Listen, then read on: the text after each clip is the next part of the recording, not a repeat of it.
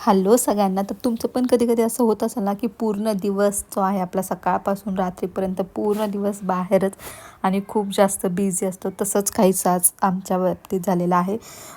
12 ते 5 जे आहे ते प्रत्युषचं जो ॲन्युअल डेचा प्रोग्राम होता तो होता. त्याच्यानंतर 15-20 मिनिट घरी रिलॅक्स केलं, की लगेच आम्ही निघालो आहोत पुन्हा बाहेर म्हणजेच डी-मार्टला आलेलो आहोत.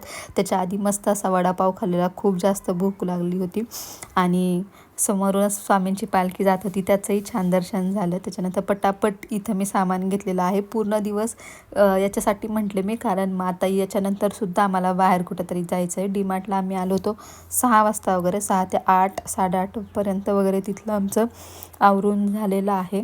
त्याच्यामुळं खूप घाईघाईत सामान जे आहे ते भरलं होतं मी. आणि इथं मला ना हा जार खूप जास्त आवडलेला ज्यूसचा. तो मी एक प्रत्यूसाठी घेतलेला, कारण त्याला अशा गोष्टी खूप जास्त आवडतात, म्हणजे ज्यूस वगैरे प्यायला